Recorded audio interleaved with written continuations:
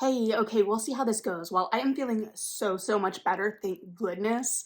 It feels like my voice is kind of in that last stage of getting over being sick, so it's not quite back to normal yet, as has been kind of evidenced, I think, by all of my videos since I've been sick. But we are going to do something a little bit different today. Still talking about a book, still doing a feature Friday, but we're going to talk about a sequel in a way that I don't think I've been really covering series in this kind of review feature. And I think part of that is in my own reading, I've noticed I haven't been reading as many series this year or even last year, and whether that is related to how I'm reading for Fridays, or whether it's related to my shoddy memory, or whether it's just my reading changing as I'm getting older. It's not, that I'm not reading any series by any means, but it feels like I'm reading significantly less. And part of that may be too that I have been reading a lot less young adult. For some reason, 2 hours back to back were very difficult for me to say, so who knows what's going on there. But no surprise if you clicked on this video, and if you didn't, thanks for getting here. Not quite sure how that happened, but glad to have you.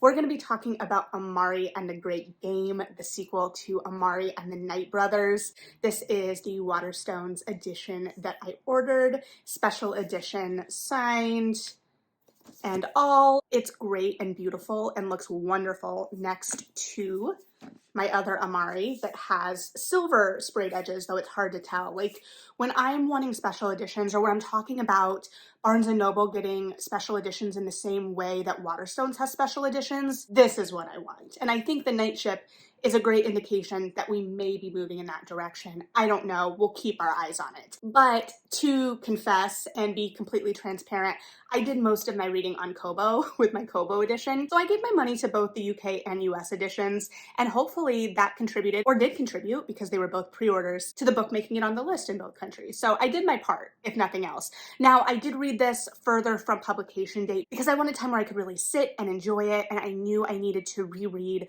the first book, or wanted to reread the first book, because it was just such a great experience. I wanted to kind of refresh myself on the world and just get to be in the world in that way again. So I did that reread primarily through a Libro.fm copy because, of course, I purchased this in so many ways. And I might need to purchase an audio copy of Amari and the Great Game as well, thinking ahead to when book 3 comes out, but also maybe it'll be on sale closer to that release as well. So one of the reasons I was doing digital more was that I didn't want to break the spine. It is still kind of fragile, and I didn't want to have to open it all the way. You can tell that there's it's primed to be broken, and I just don't want that ideally. So we will just enjoy, but let's move on to the book itself as a book rather than a book as a physical object. So obviously we are going to be talking about book 2 in a series here. So I'm gonna try to avoid major book 1 spoilers ideally, but we are still going to be talking about the continuation in a series,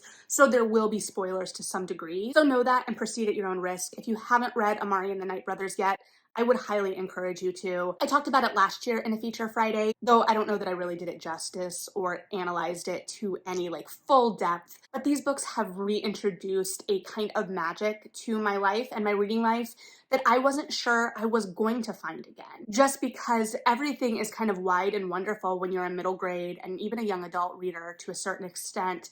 And the way you can fall in love with a series at that time, and I come from a very specific generation, and I'm sure it's still true for readers today, I remember so viscerally discovering Artemis Fowl in a book fair, and I still have my book fair copies of the first Artemis Fowl and Arctic Incident, and I saw a post from a teacher friend where they were posting the book fair, and I saw Amari and the Night Brothers with top of the bookshelf placement. They had a whole sign, and I just got really emotional because thinking about readers finding this book and seeing the same joy and wonder and magic that I found through series like Artemis Fowl is just great. There's just something really powerful there, and the fact that it can make me this nostalgic almost in a way and still be so firmly planted in the current moment and written for readers and young people today is just phenomenal. Rereading the first book, there were times that I teared up, I'm not gonna lie, because Amari is just such a great character, and she is so realistic and human. She has flaws, but we watch her kind of navigating those flaws as I talked about in that original book, in terms of working on, or we see Amari actively working on, not acting on that first instinct of anger, but still feeling that anger. And there is just a real truth and emotional intelligence to how this character is written and how it is allowing young readers and adult readers to kind of navigate their feelings in a lot of ways without it feeling like, oh, right, this is about social emotional learning. But it definitely feels like there's an aspect there, and it's because it is so rooted in the things that are so real to young readers. Like the first book has so much emphasis on bullying that does carry into the second book, and it feels very realistic. So the first book, spoiler, but also not, in that we end in a kind of triumphant moment for Amari. Things are not settled in the world. There is still a sense of unease, but she has overcome an obstacle. She's proven that as a magician, she is capable of great feats and is not necessarily inherently evil, that her magic and power in whatever way it manifests can be used for good. And she becomes a celebrity of sorts in the tradition of her brother Quentin. So there's a very clear resolution to the journey. And in all of my foolishness, I've been around the block a couple times in terms of fantasy sci-fi series of this nature and at this age range, right? So me, in all of my naive optimism, was like, we're gonna go back to the Bureau of Supernatural Affairs and we're just gonna have a grand old romp for about 400 pages. There's gonna be nothing bad that happens. We'll figure it out. We're just gonna explore. We're gonna get to explore this building. We're gonna get to explore this world where Amari is not an outsider, so to speak. We're gonna get to see it from the inside a little bit more, because the first book is always us getting to explore the world from the outsider perspective, because our protagonist starts as an outsider and then we're becoming an insider with them. So we're insiders now. We're gonna get to go further and it's gonna be great. Not only that, we're gonna have Elsie with us, and we're also gonna have Jaden with us because Amari got Jaden in. So we're gonna have a whole crew. And I bet when we come back, Quentin's gonna be back up and running and fine, and we're gonna get to explore this world with Quentin. That was all wrong. I was wrong on all of it. I mean, we still got Elsie and Jaden. I mean, Quentin is there, technically, and him and his relationship with Amari still move things forward in significant ways. That happens, but we're not gonna have a smooth summer, because why would we? It's a second book. Of course things aren't going to go according to plan. So Amari and Elsie, because Elsie is now at the same school as Amari, which is fabulous, are on the bus for an end of the year field trip. When one, Amari finds out that Elsie has gotten into Oxford for the next year, and two, time just suddenly freezes and everyone on the bus is frozen except for Amari. And they snap out of it, but she's like, did you see that? Did you notice that? And everyone else was like, no. I mean, everyone else that knows about the supernatural world, because you've got Amari and they've got this little supernatural club, but it's spelled like soup, or they think it's a soup club if you don't know about the supernatural world. It's just clever. I love a good clever pun, especially a pun that reads for both a kid and an adult anyway. So they're there, but there's also a kid in this group called Bear, and he clearly still has some resentment toward Amari, thinks that as a magician, she is still someone that he needs to be suspicious of and doesn't treat her super well. Like, they all get an alert on their phone about this kind of security breach in the supernatural world, and Bear immediately texts Elsie, but doesn't text Amari. And when Elsie brings Amari with her to the back of the bus to kind of talk this out, he immediately kind of bristles. So not all things are immediately sunshine and rainbows after Amari saves the day. And then with this time freeze, come to find out, Merlin, who is the head of the supernatural world, he is frozen in a council meeting, and they were rumored to be in the midst of a vote related to creatures that had been on the side of the Night Brothers in this great war. And there are still a lot of lingering hostilities toward different creatures that were on that side, in the same way that there are these hostilities toward magicians. And Bane, who is kind of second in command that ends up taking over since Merlin is frozen, he presents these creatures as unwanteds and starts kicking them out of the supernatural world. And this includes magicians, and Amari has her summer camp invitation revoked.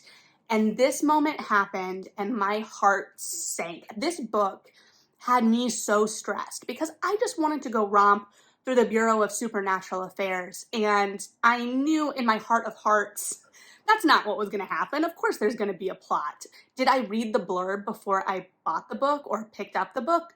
Absolutely not. I knew I was in. And when I say that this stressed me out, it's because I guess when you're reading as a kid, I didn't track, obviously, or not obviously, how much the conflicts in these books mirror reality or the current moment. And I can't necessarily comment on things like how Artemis Fowl mirrors a current moment. I don't know that it did. That may have been a little more escapism, but this very much mirrors current moments in a lot of these discussions and these tensions. So we've got the very real, immediate, personal tensions and conflicts and interpersonal conflicts and bullying that is going on in many ways still with Amari. And then you've got these wider world prejudices that are coming out. So there's very much a sense of immediacy to all of this. Amari does manage to get her invitation back, but things are weird and she needs to figure out this time freeze to kind of save everything, further compounded by the fact that she has been kind of roped in or approached by this magician group, the secret society, and they want her to lead them. And she's like, what? I'm 13. But when she tells them, no, I'm 13, I think I'm good, I need to focus on learning and figuring everything out, they put her in a competition against another magician.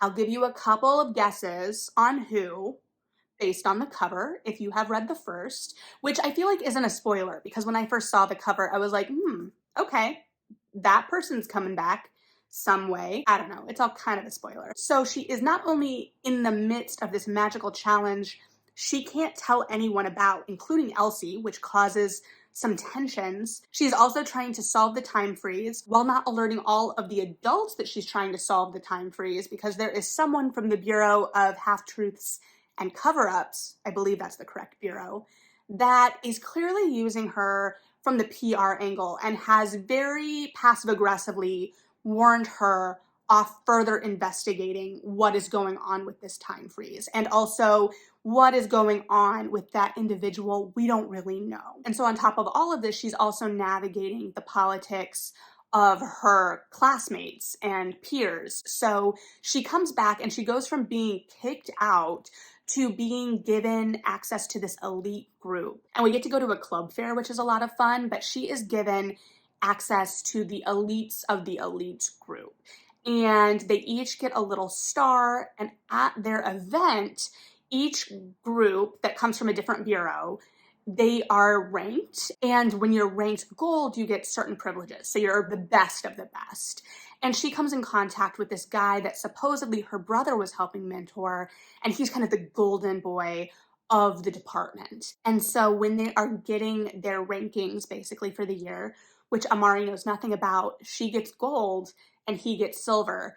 And he goes from wanting to be her partner and butter her up when he thought he was going to be the best, to really setting out to bring her down. And he ends up teaming up, or he finds an ally in Bear from her school. So it's right on the nose in all of its politicking, in its kind of peer navigation, and also its wider world representation.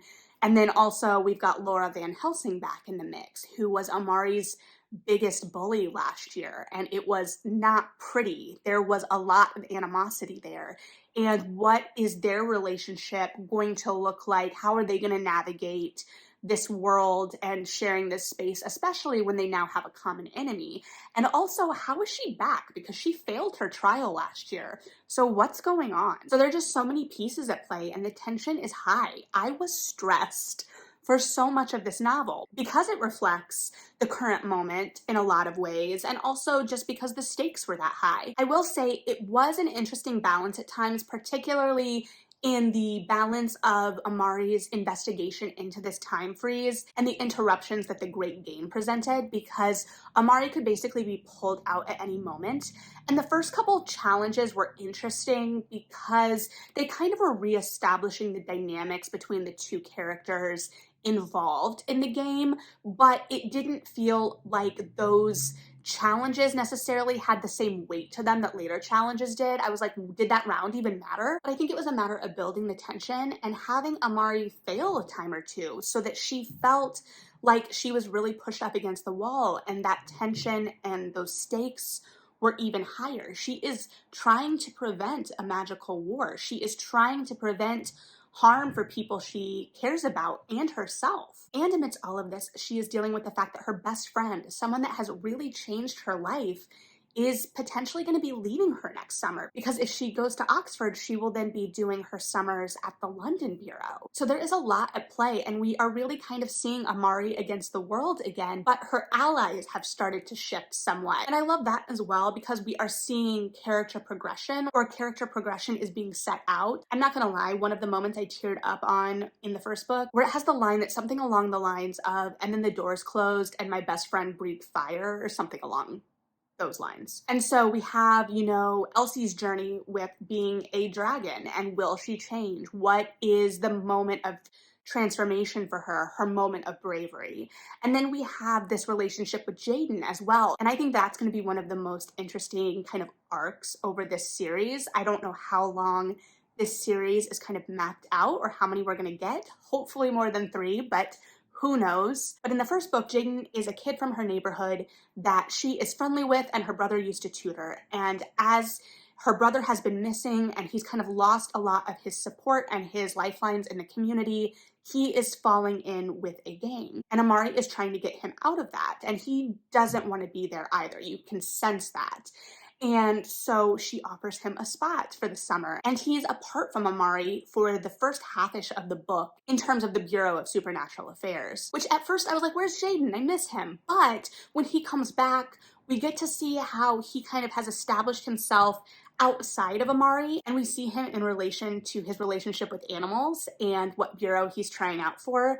I can't remember the exact name of the bureau, but it's the one that deals with creatures. And so we get to see him kind of blossoming and establishing his own identity. And we get to see how he's thriving in his element and when he's been given permission and opportunity to follow up on what he's passionate about. And I also love that we put him in a different department. So we've got him in the creatures department. We've got Elsie in the invention. She's basically the Q of this world. She's coming up with gadgets for the supernatural investigators. And so I love that we get to see them in their departments and thriving in those arenas and getting recognized for all that they do. Like, there is a creature that they come across in their kind of pursuit and investigation that ends up coming home with them when it shouldn't, and they're trying to hide it, and it is not making it easy. And Jaden kind of comes in by happenstance for a visit, and he manages to calm this creature immediately. And so we get to see these kids really lean into their strengths. And so it's very reminiscent of a lot of the series, the fantasy series I grew up reading. This idea that in the second book, you're kind of putting this protagonist at odds with the world that they've just discovered, and suddenly they are kind of on the outskirts in some way, or the rest of the world doesn't trust them even if they have gained trust in the first book and they are on the outside. And so it is both very familiar structurally in a good way, because we know kind of the path we're trotting, and then we can appreciate what choices are made. And this world feels very familiar, even in its complete uniqueness, because it is so magical and compelling to explore. But there are also moments that feel very much rooted or aimed at current audiences and modern readers. For instance, there is a lot that goes on in relation to social media and the social media of the supernatural world. That is a very complicated word, and the whole bit is basically that it can't be pronounced, so I'm not going to try. But it shows the way that these younger characters, without a whole lot of power, even if they have a level of status and notoriety within the world,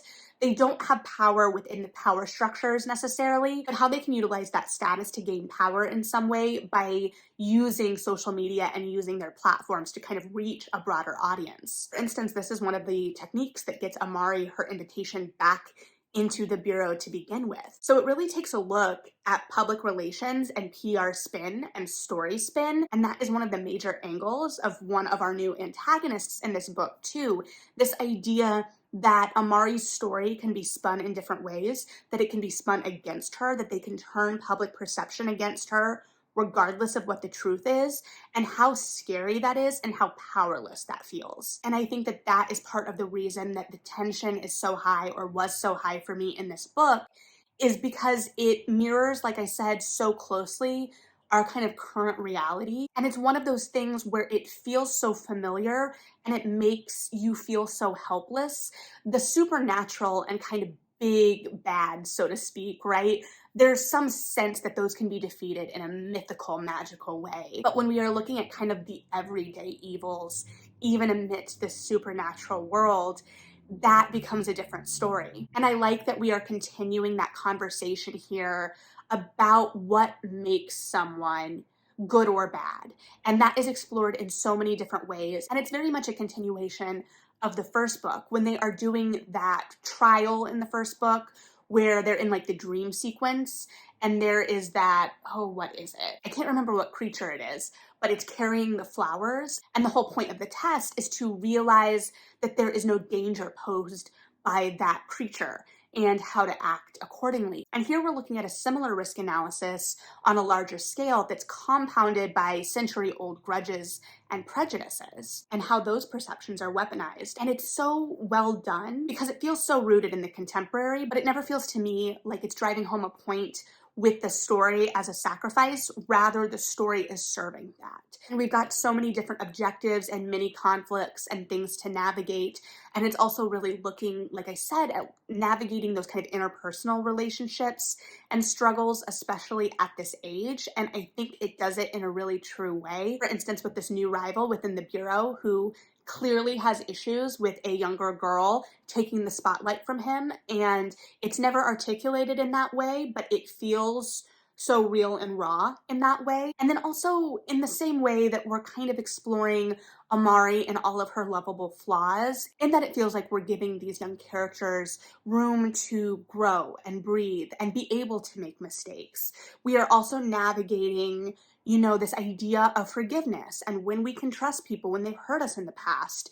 And are people redeemable? Are people that we've cared about in the past that maybe have made bad choices, can they be redeemed, and what is that going to look like? And we don't have answers to all of that yet by any means. You can see the pieces kind of being mapped out, but I have no clue how far ahead we're looking. Hopefully pretty far ahead, because I would like some more time in this world, especially because we didn't get to explore new things as much as I wanted. They were definitely there and they were organic to the story for sure, but I want it all, right? I want to explore so much. But this time around, we did get a new elevator, this time an elevator that had been brought out of retirement because of demand, and he is very slow, and he will make you late to class. And we meet a Sir Pepsi and a Sir Coke, and that's all I'm gonna say about that. But all that to say is this was a really delightful sequel. You could see the pieces moving forward. You could see the dynamics changing. We can feel the characters kind of learning and growing, but the stakes feel super high. I will admit that there were a couple moments where I'm like, is there too much going on? Are we going to be able to resolve all of this? We've got this time freeze and we've got this great game, and it seems like both are very big kind of plot drivers. How are we going to reconcile all of this? How is this going to play out? And I think it plays out very well. And throughout all of this, even with these higher stakes, this greater anxiety for me as a reader, the tone still manages to feel light and fun, and it still has that magic while also giving things their proper weight and gravitas when needed as well. And it hides a lot of exploration of complex kind of moral conundrums and human conundrums behind this magic. And I think it does it so, so well. Like I said, these books have managed to bring some magic and joy back into my reading life in a way that I feared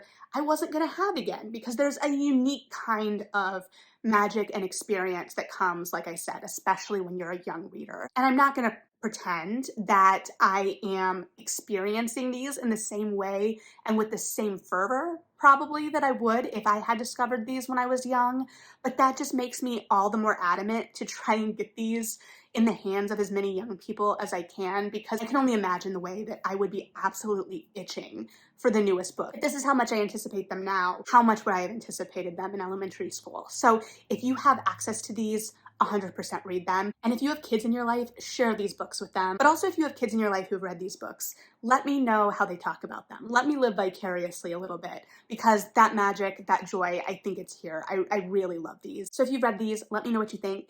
If you haven't, and are at all a fan of fantasy supernatural, I urge you to pick them up. But yeah, I would say worth the wait to a moment where I could really fully immerse myself and appreciate what was going on here. And I'm glad that I reread Amari and the Night Brothers simply because it was just as great the second time. So let me know what you're thinking. Read something good, like and subscribe if you feel like it, and yeah,